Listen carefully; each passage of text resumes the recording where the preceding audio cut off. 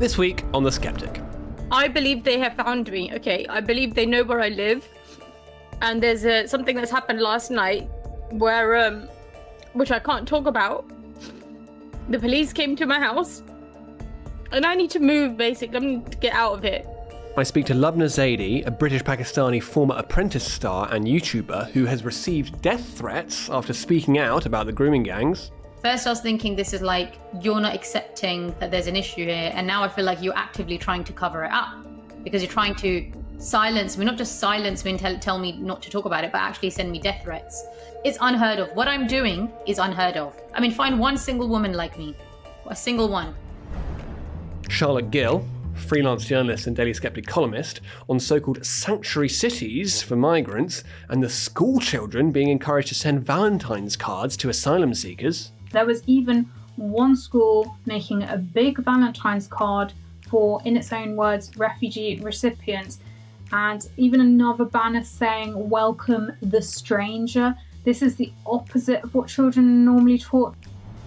And for our premium subscribers, I speak to Ben Pyle, journalist and Daily Sceptic regular, on his bizarre debate with a net zero ideologue professor who could barely string a sentence together. Well, I typically don't accept debates with some Greens on live TV. But in this case, I thought it might be worthwhile because he is an academic. But I was completely flummoxed by his incapacity to make an argument, basically. Hello and welcome to episode 47 of The Sceptic, the Daily Sceptic's weekly podcast.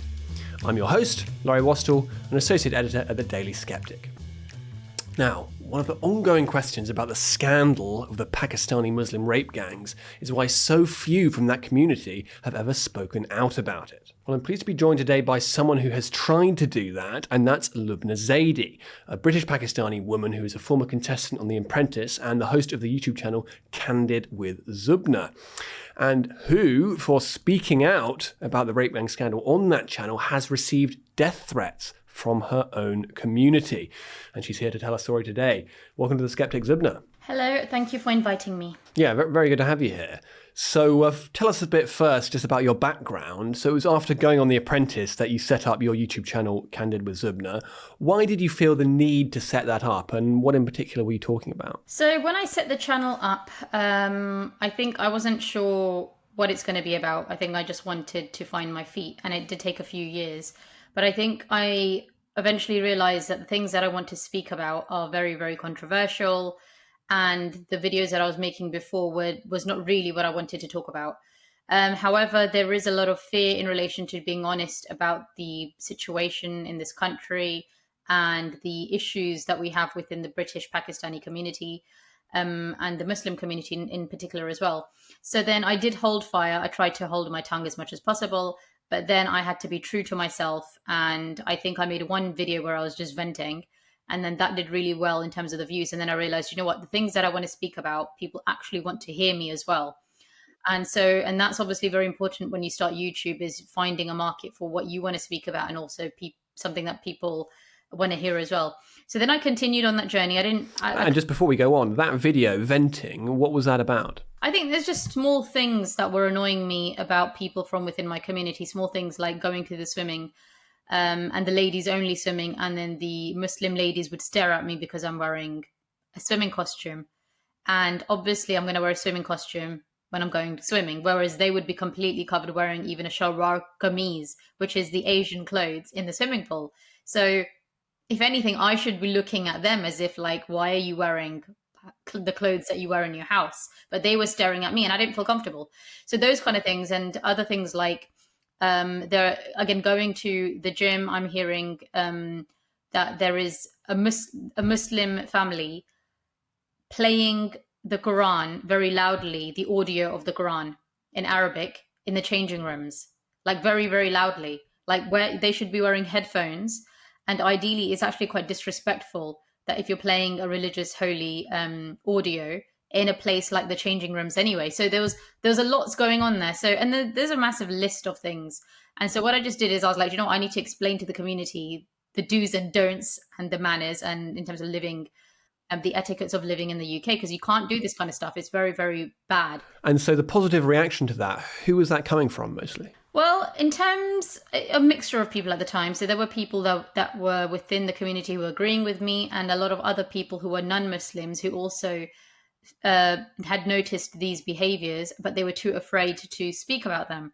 So for them, it was a massive relief when they heard me speaking about it honestly, because they were like, "Do you know what? We're so grateful you're talking about it, because we were scared of talking about these kind of things in case someone says that we're Islamophobic or racist." So there were a lot of non-Muslim people who were very grateful that I spoke about this topic, because they didn't want to be called a racist or Islamophobic, but they were noticing those behaviors, but they were too afraid to speak about them. So so then I took it from there, and then I continued the journey. And I'm not saying that everything I said was amazing. I wish of course, when you make videos, and you'll know this, there's things that you feel you could have worded better, or maybe, okay, you had a moment and you were emotional and you vented. Of course, I'm a human being. I'm not going to say that things I could, I couldn't have worded things better. However, I have tried to definitely keep a balance in terms of being fair to the people from my background, but also being very, very candid with them in terms of the issues that we have. And of course, they're not going to, a lot of these people, because they're so intolerant and they're not used to hearing criticism, especially from a woman from within the community, they weren't going to like it anyway. So I can't stop that from, I can't allow that to stop me from speaking my truth. And that is definitely no reason to attack me or send me death threats. So, of course, one of the major issues that is plaguing the British-Pakistani community within the UK is the grooming gang scandal. It's been going on for decades. So how can I have a channel where I'm talking about the bad apples from within my community without talking about the bad apples from within my community? The grooming gang scandal, it keeps coming up. I would say, it's been going on for decades. It keeps coming up. And I have therefore spoken about it on my channel. I've encouraged other people from my background to speak about it, to call out these horrible, disgusting people. And sadly, a lot of the feedback that I got from people from within my own community in terms of race and religion was that they are in denial. Actually, they find anyone even discussing Pakistani grooming gangs or Muslim grooming gangs very Islamophobic or racist. They deny that there's a trend where the Pakistani men are disproportionately represented in these crimes. They call it Islamophobic, they call it racist. They say, oh, there's pedophiles in all communities, why are we being picked on? And it's been an uphill struggle trying to speak to anybody about this.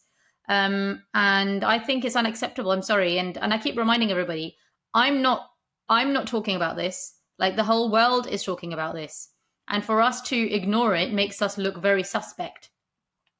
So the right thing to do is to address the concerns that people have, address the issues that people have about people from my background, instead of trying to brush it under the carpet or just cry Islamophobia or racism. These issues aren't going away. Elon Musk has been tweeting about it. He's been getting very direct as well. He's been calling it Pakistani grooming gangs or Muslim grooming gangs. And, there has to come a point where people need to start talking about it. And sadly, what I found is not only am I being silenced, I have been given death threats where people are turning up at my door, and they've been, and of course it's scary. It's like crazy, because I'm thinking, whoa. First I was thinking this is like, you're not accepting that there's an issue here. And now I feel like you're actively trying to cover it up, because you're trying to silence me, not just silence me and tell me not to talk about it, but actually send me death threats. So I've been very disappointed. And not only that, okay, fine, there are people trying to silence me, but then what about all the other Muslims and Pakistanis who know about my plight? They haven't bothered speaking up about me either. So I feel like, I'm sorry, that they're going to all look guilty then, aren't they? So they have themselves to blame if that happens. But when people start blaming the whole community and generalizing, then these are the same people who are going to cry Islamophobia and racism again. So I frankly, personally have had enough. So I'm just going to speak my truth. Of course, I will try to keep a balance, but the emotional struggles and what I've gone through, I'm trying to manage that and trying to still be fair and balanced and caveat things. It's not all Muslims, it's not all Pakistanis, it's not all of us and all that kind of stuff. But in return, sadly, what I have found is that the majority of non-Muslims have supported me. And there's literally a handful of Muslims that I could probably count on my fingers that have supported me. Like, it's very, very disappointing. Surely this would have been an opportunity for the Muslim community, for the Pakistani community to come out and say, do you know what? I don't necessarily agree with everything you say, Lubna, and I may not even like you as a person, but the threatening you and people from our community threatening you and trying to brush this under the carpet is we're not going to accept this. We're going to stick up for you. And they didn't do that. Actually, a lot of these people have been happy. They've been coming underneath my videos and been saying how happy they are that I'm not going to be making videos anymore.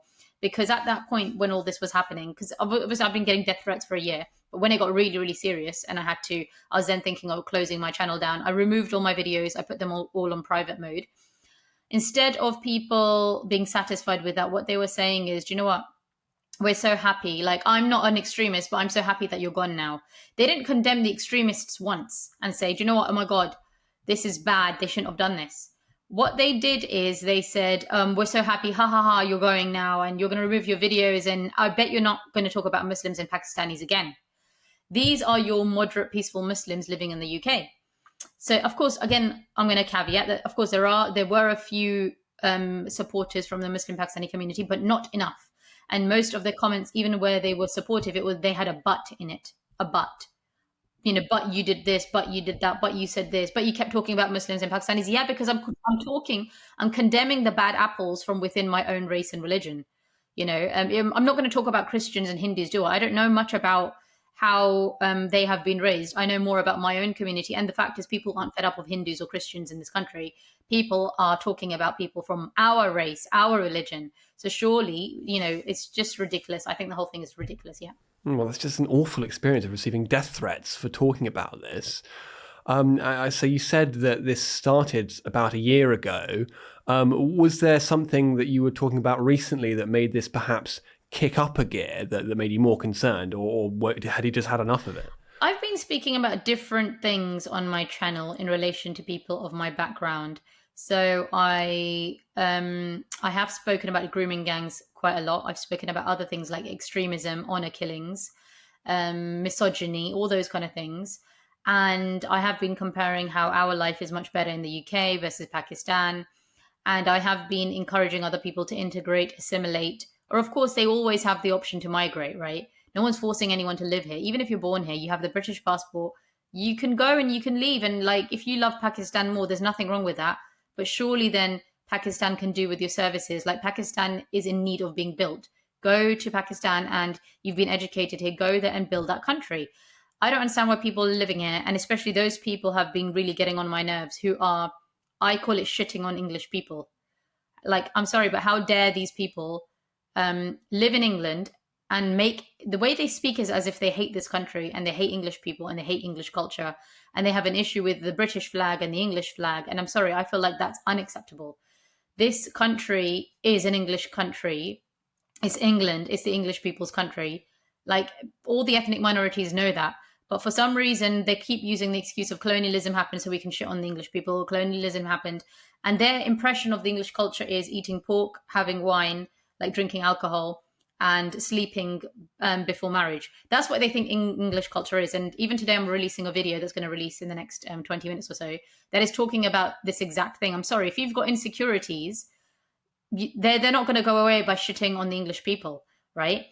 And I'm making that clear in the videos that I'm talking about. So I'm going to continue speaking. I always try to keep a balance, you know, but at the end of the day, I'm sorry, it's unacceptable that in a country like England, as a woman, I'm being silenced. I do not feel safe anymore in this country. I used to, but now I don't. I don't recognize this country. I don't know which direction we're going in. I don't know what's happening. I feel like, is this deliberate? There are people trying to deliberately ruin this country, or what is going on? Like, I don't understand yet. And so I'm interested in the breakdown of this here. So if we took, say, an issue like wokeness in the civil service, which we often talked about on this channel, you would find, say, there's, you know, a small group of, you know, ardent woke activists on one end. There's a large group in the middle who sort of maybe don't love it, but tacitly endorse it in some way. And then there's a small amount of people who are willing to speak out, but they feel silenced. And so how would you apply that kind of breakdown into the Pakistani Muslim community on some of those issues that you're calling out, and particularly the rape gangs? I would say that they have a culture it's a tribal culture, and you have to protect your own, whether they are family members, whoever these people are, like part of your community. So there's a lot of honor culture, like, oh, if you're going to be open about the issues, that means you are accepting there's an issue. If you're accepting there's an issue, that's dishonoring us. So it's very, very fake. A lot of people, and there's a lot of fakeness, like, And I've seen this in Pakistan when I go, people act religious, but behind closed doors, they do all the filthy stuff.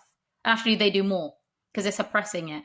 Like they're keeping it in and then they burst. They do all the filthy stuff, like having sex before marriage, even drinking alcohol, all the stuff they're not supposed to do.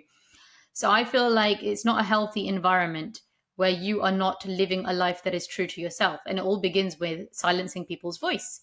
If you silence people's voice and they feel like they can't be themselves, they will still try to do the stuff that they're thinking, but then they'll manifest it in a very disgusting, ugly, maybe even evil way.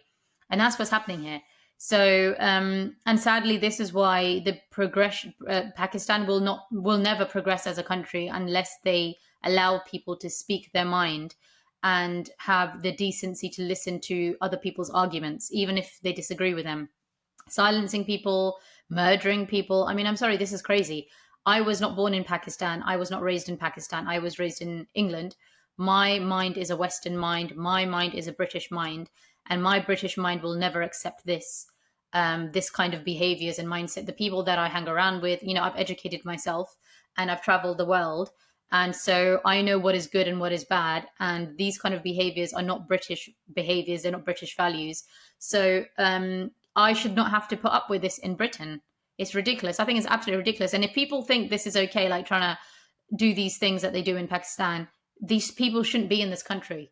They need to go to Pakistan or wherever they're from. It's not just Pakistanis, by the way. A lot of other Muslims from other backgrounds have also been supporting these extremists. And this happened on one of my lives, which I did republish, where the guy comes and he speaks about how he's not a Pakistani, but these Muslims in Speaker's Corner have been speaking about me. Muslims in Speaker's Corner are really extreme. Like you've seen their videos. So Muslims in Speaker's Corner have been speaking about me to each other. And then one of the guys called in on one of my lives and said, you're being very racist to Pakistani people just because I was talking about the grooming gangs. And you need to stop your videos. You need to stop this. That was very intimidating because I was like, oh my God, Speaker's Corner guys are usually quite extreme. And these crazy people are know me. They're talking about me and people are saying how I'm the talk of the town. All the Muslims are talking about me. All the Pakistanis are talking about me. It's unheard of. What I'm doing is unheard of. What you will find within the community, find one single woman like me, a single one. The people you will find like me are those who actually are not like me because they're calling themselves an ex-Muslim.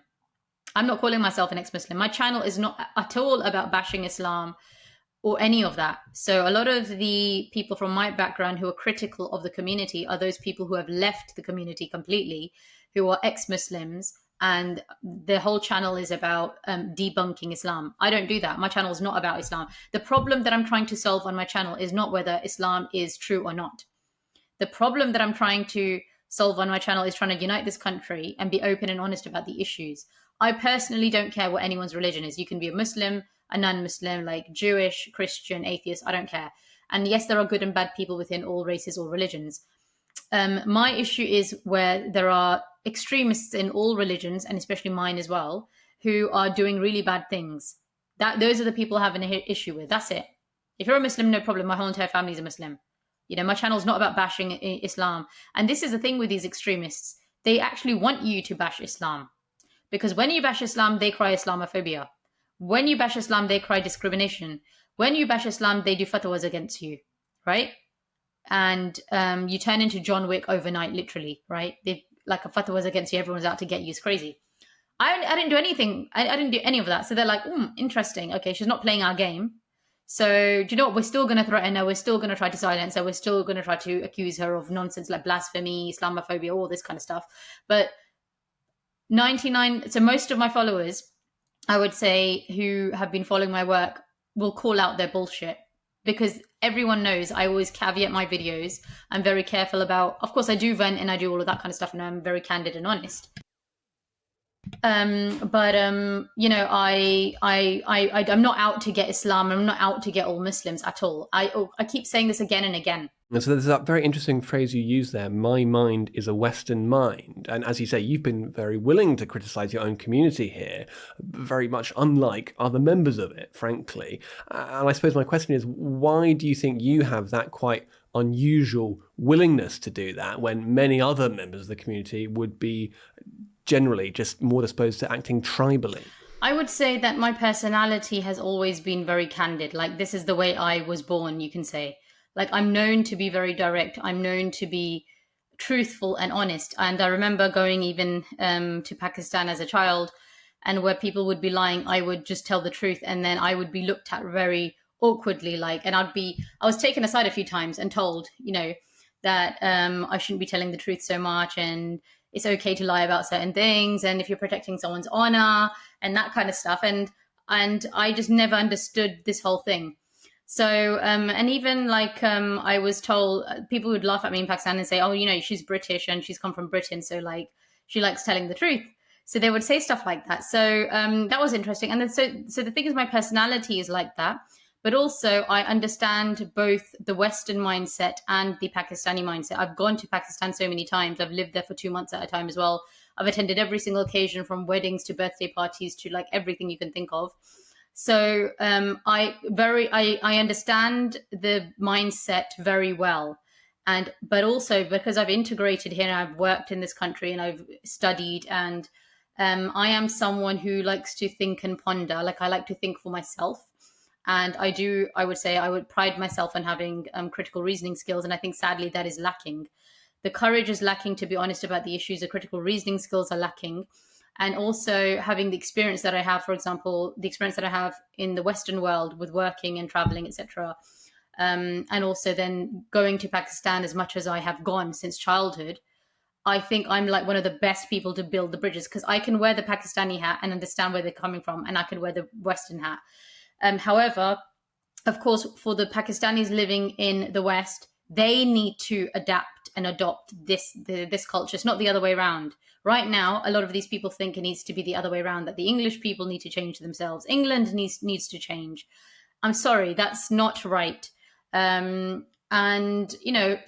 my aim is to try to bridge the gap, be a bridge, and unite people and show the community tough love. And so one apparent example of those diverging values that I've written about for the Daily Sceptic is this group called Fighting for Fair Trials, in which Pakistani Muslim activists are claiming that the justice system is now unfairly victimizing people accused of gang grooming offences and going after them in a way that's perhaps Islamophobic or anything else, and that they're not being treated fairly by the justice system. And, well, obviously we know that, in fact, for a very long time, the justice system was refusing to go after these perpetrators out of fears of political correctness. And many people are really quite shocked at the fact of this campaign in itself. Would you say that this is a classic example of that preference for clannishness rather than actually facing up to the truth? So with any kind of change, and especially when the change is very big, there's going to be resistance to change. So the people who haven't integrated, who haven't assimilated, will try everything that they possibly can not to change. And that's exactly what we're seeing. This is resistance. Mentally, their mind is just not ready, and to accept that there's an issue and this is the way we need to sort it. And they will play the victim card.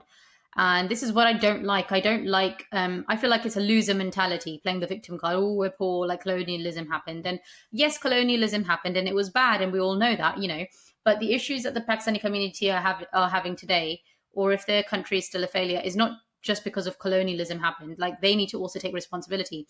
So where we see these grooming gang issues and now they're going to play the victim card. Okay, look, it's not unheard of that, of course, there have been people in the past that have been falsely accused of things in the past, and the people have even been hung, right? Even in America and UK, there have been cases, etc.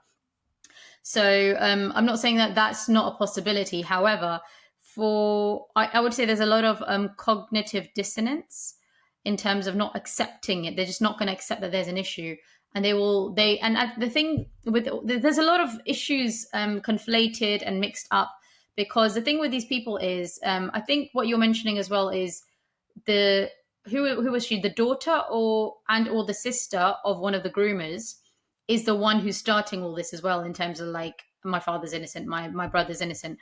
So even I feel like, because there's a lot of shame culture, honor culture, she has to also show that she believes her father is innocent, her brother is innocent, to show the community that, oh, look, we're innocent. Although, okay, we've been shamed and dishonored, these are false allegations, we haven't done anything, kind of thing. So there's so many issues conflated, and it does make it very confusing. But all I would say is that that's why the justice system is very important. Of course, it needs to be fair. If they feel like if they have evidence that there is any kind of real discrimination and this is like false allegations, of course they need to go to a retrial. They have to follow the processes and procedures. But at the end of the day, I think it's highly unlikely that people have just falsely accused like thousands of men or hundreds of men, however many there are. And that's only because of racism. Like, this community needs to take responsibility. And that is lacking. And so I think it's very worthwhile of you framing it in this way of saying, actually, yes, there is a British culture which these Pakistani groups do need to assimilate into in the way that you clearly have. But to the extent that that is possible, do you think that our way of making that happen is actually working? This is a big question, because I think we're heading in the wrong direction. We're snowballing in the wrong direction. More and more migrants are coming here, the wrong types of migrants in terms of with the wrong attitude, the wrong values. And that's making it worse. Then they're calling their family members, and then they're living in places where there are only people of their community. So they're not even going to get exposure to the proper British way. They're being given translation services, and like translators. And I mean, sorry, how are they supposed to, what signs are we giving them to integrate? We're actually telling them, do you know what, we're giving them a cushy life and saying, you don't need to integrate. Here you go, stay in your little ghettos and we'll provide everything for you. We'll give you the money and all that. And I mean, like, really, even in the schools here, people aren't singing choirs. Like, even the British flag, you're going to be turned away. There was this case with this girl who went to school, wore the flag, and then she was told to go home. I mean, that's what's happening in this country. So, I mean, with this kind of behavior, the lack of standards, I think things are just going to get worse. So we need to take responsibility. The current British citizens, especially the English people, the white English people, really need to lead by example. And I don't know what's going on. I feel like there's a lot of division within the white English people. And it's like the blind leading the blind. You guys need to be strong, then we'll follow. Like, I feel like, I don't know, I feel like the English people have lost their way, and that's very sad to see. So that's why I'm also trying to stick up for the English people, because I feel like if you're living in England, you have to respect the culture and the people and the place, and not try to turn it into the third world country that you've come from, you know? And if your third world country is so amazing, please go back, or remember why you even came here in the first place. I think a lot of people a lot of the ethnic minorities don't appreciate the English culture.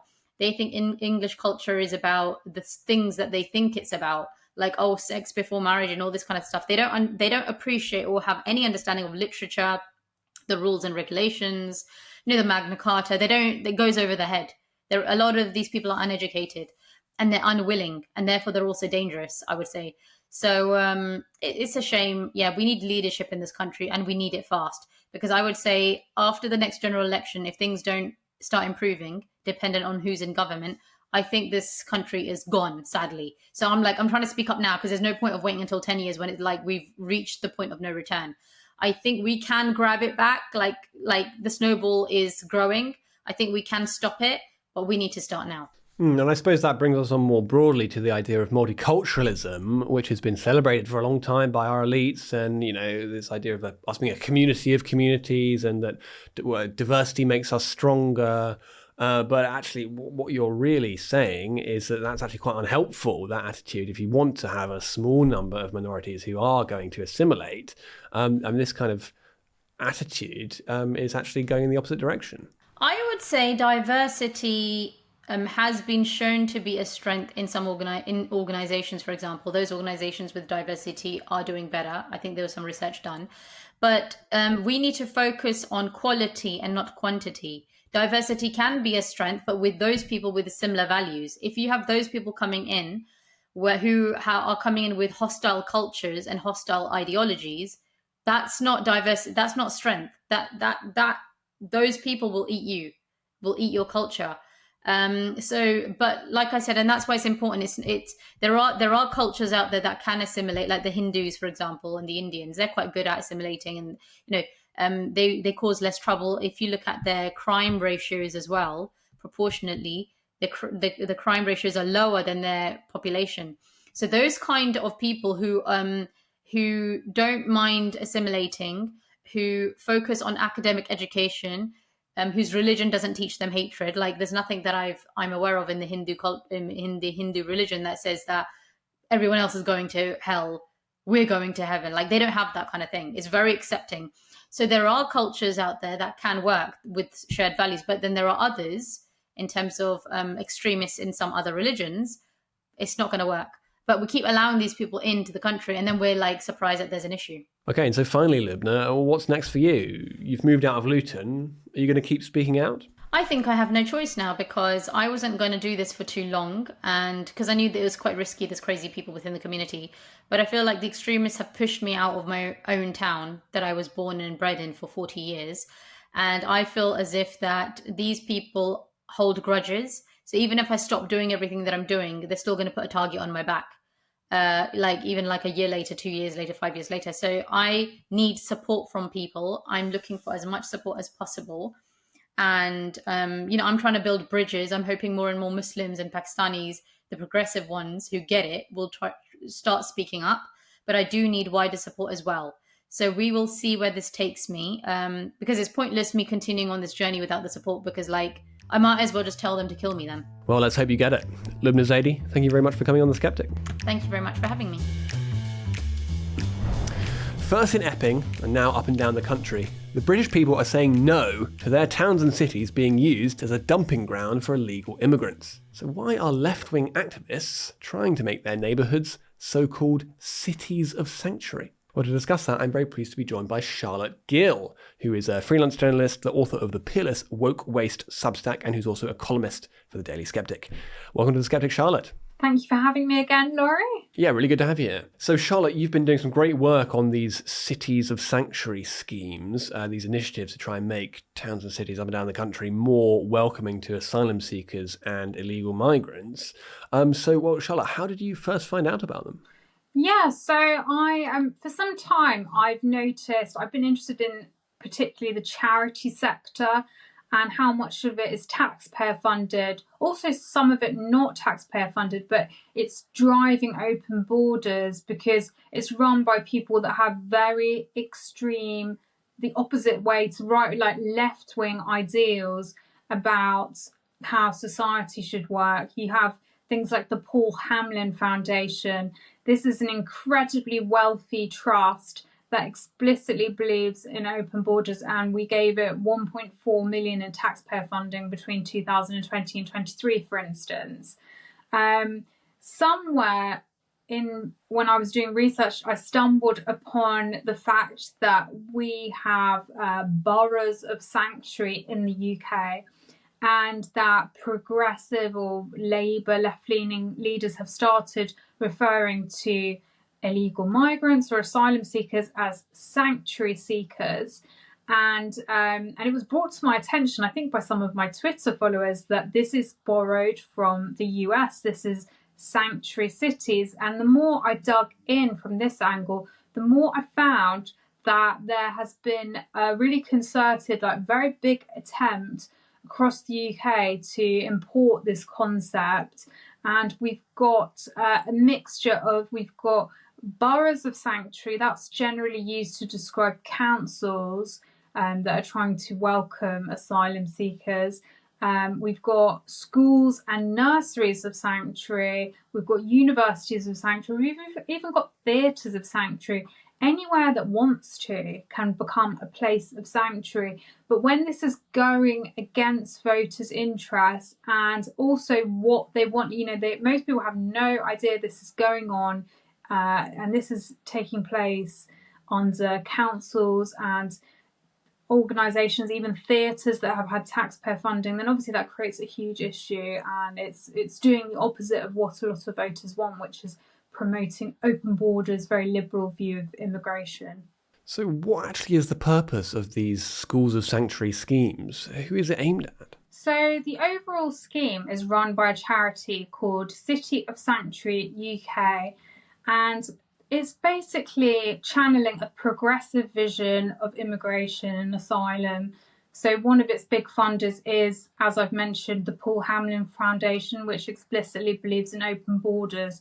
And there's basically, I call it an open border industrial complex. There's a range of these charities working together. They have events like one called Refugee Week, and they do everything they can to promote, to effectively roll out the red carpet for sanctuary seekers, who we know in a lot of cases are men who have just come here on boats seeking better economic opportunities. And so there's a particularly shocking and alarming example of that, which you've brought to light, Charlotte, and especially in the context of all these sexual assaults by asylum seekers against teenage girls often, is that school children are being encouraged to send Valentine's cards to asylum seekers. I mean, what on earth is that about, Charlotte?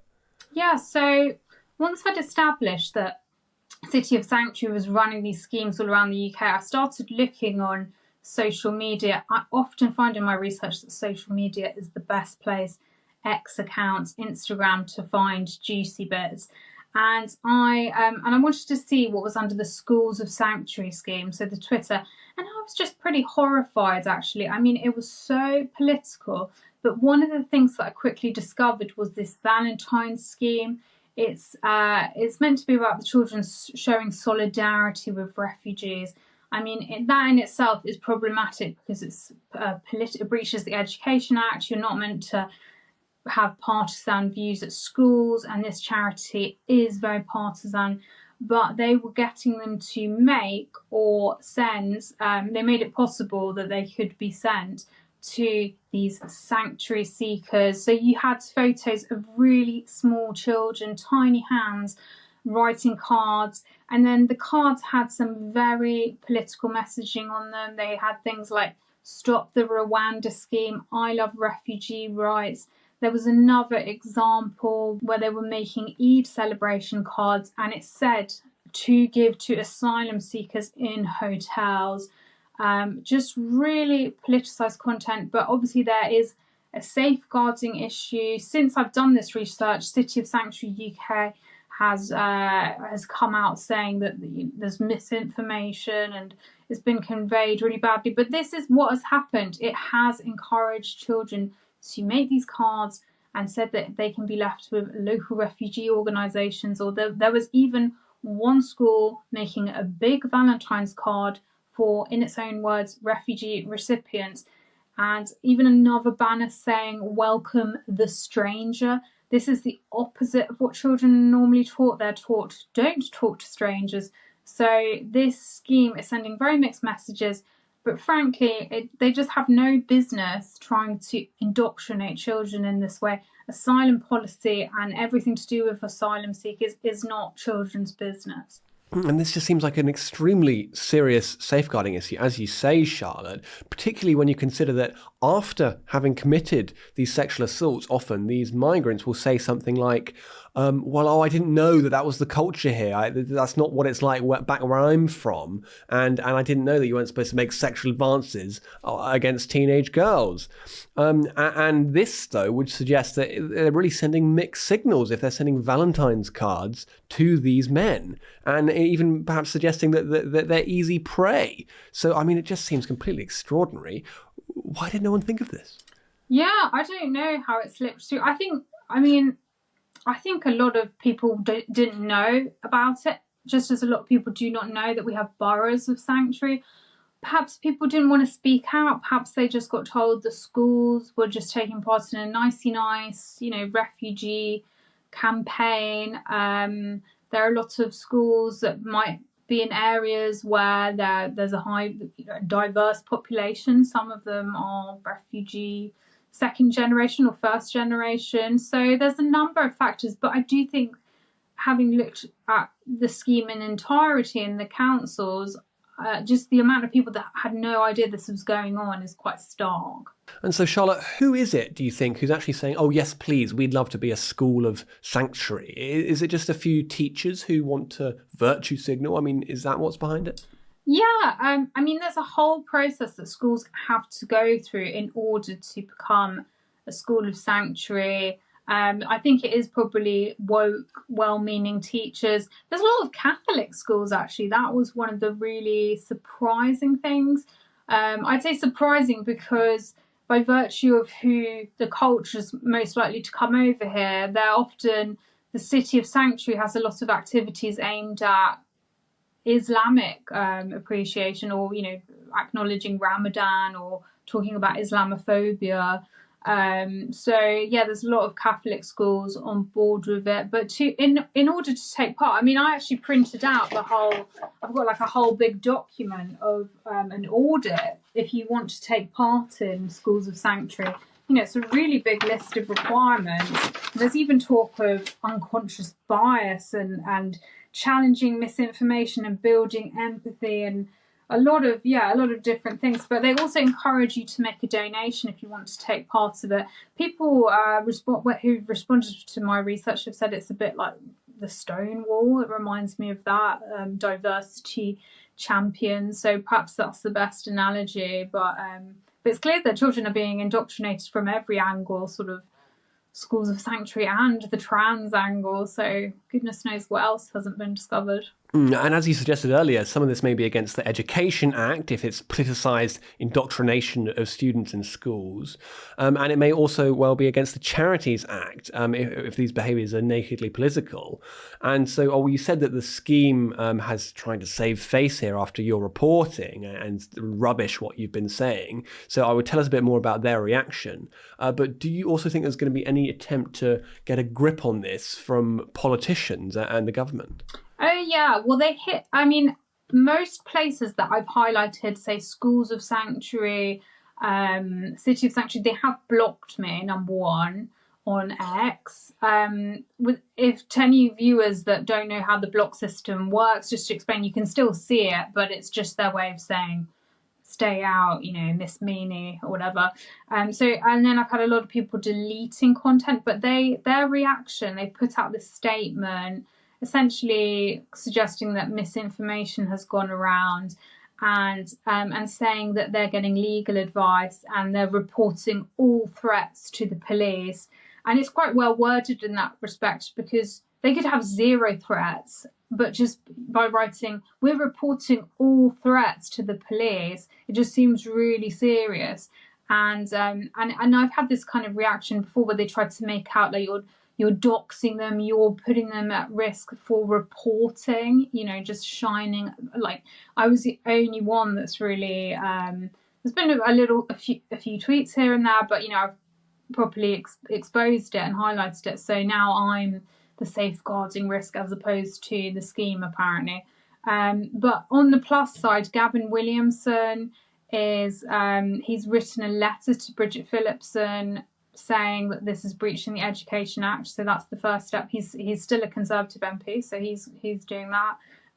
Rupert Lowe with his Restore UK team, headed up in the investigations unit with Lewis Brackpool, he has submitted something like 60 FOIs to find out what's actually, like how many councils have actually signed up to City of Sanctuary. So those are the kind of steps that are being taken at the moment to address it. And it's funny them trying to decry it as misinformation, because all you were doing was reporting on what they were doing. And if they're saying that that's opening them up to threats or to bad publicity, it suggests they're not really able and willing to defend what they're actually doing on its own terms. Yeah, well, it's a pattern that I've noticed a lot in my work, highlighting what's going on in charities and the public sector and taxpayer-funded things. Not always taxpayer-funded things, but you know, it's just interesting that as soon as you start flagging it, they put their protected mode on, they block you, they delete. One school I highlighted deleted their whole X account,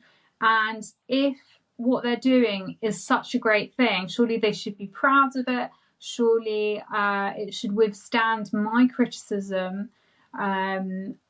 And yeah, it should speak for itself. But it really says something that when they get their work highlighted, they run away. Yeah, and Charlotte, you do a fantastic job of exposing many of these schemes which will claim to be grassroots, but very often do have some kind of slush fund, whether it's from the government or whether it's from an institution like the Paul Hammond Foundation. And of course, recently we've seen J.D. Vance, the Vice President of the USA, on holiday in Britain, including in the Cotswolds.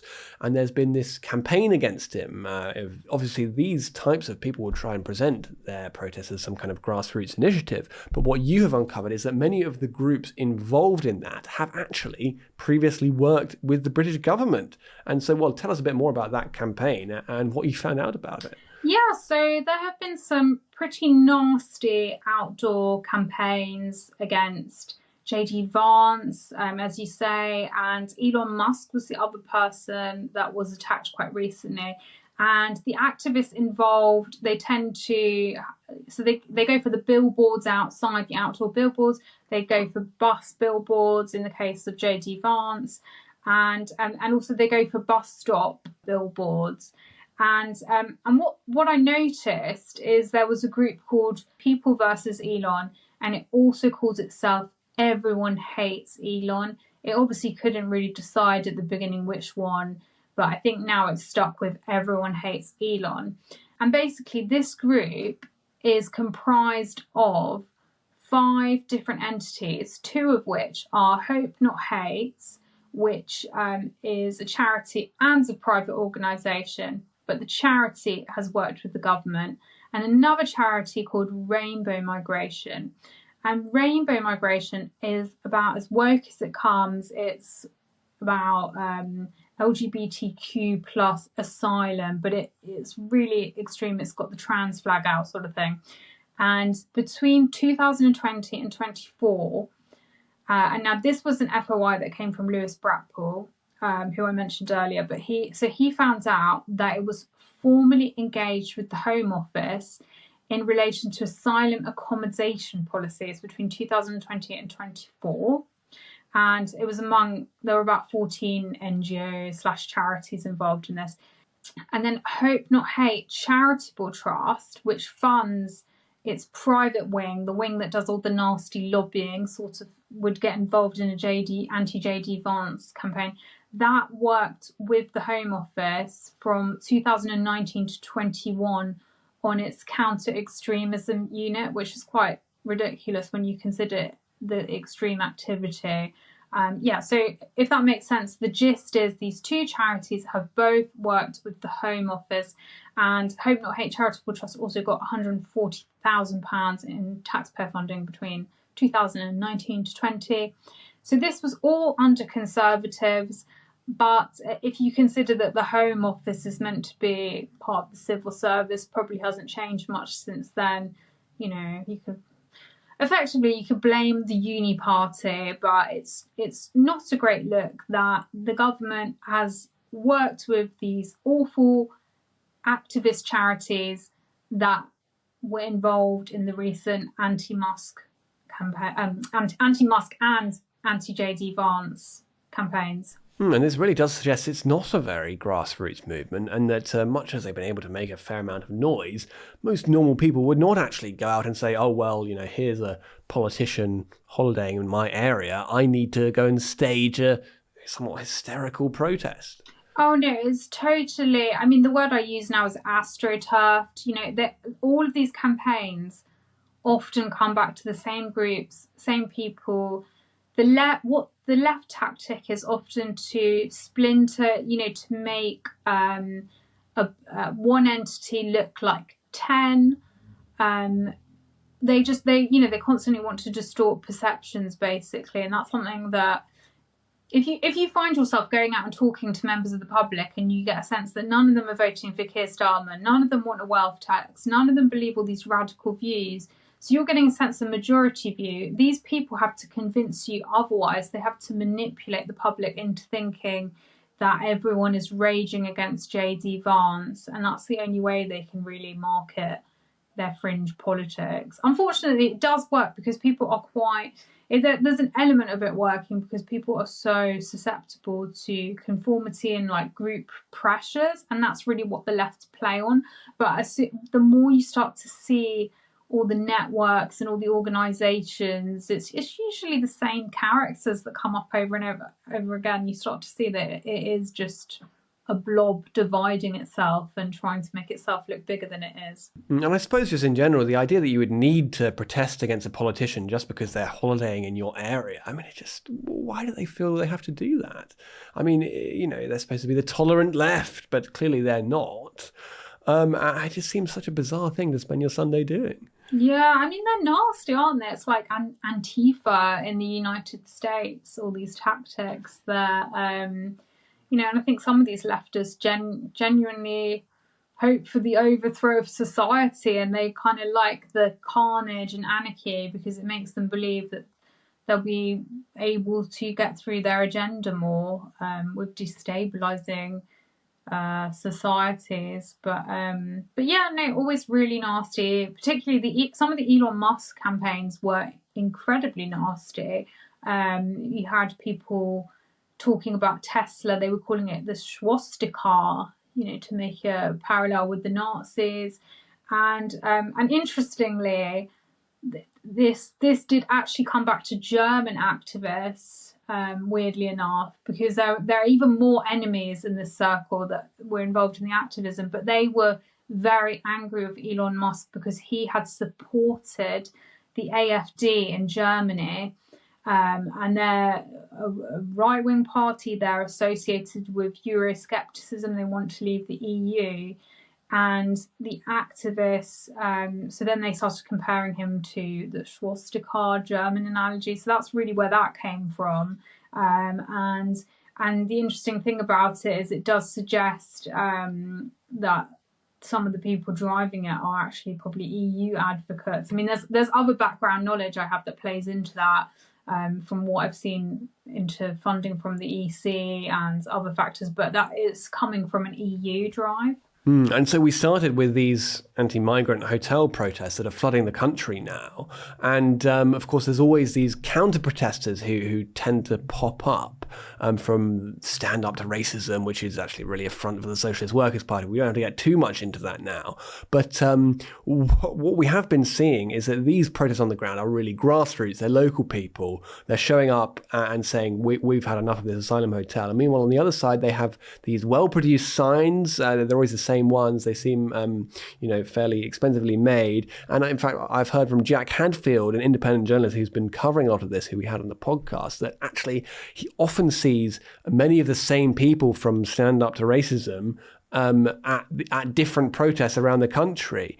But I suppose that's really an illustration of how actually all this pro-open borders sentiment is quite a minority thing compared to the majority of the public who is saying, actually, no, we've really had enough of this. Definitely. I went to a protest the other day to go and check it out, and it's the second protest I've seen where, like Jack said, and like you're saying now, there's the socialist workers. There was a socialist workers sign for starters, and it was saying about we need open borders.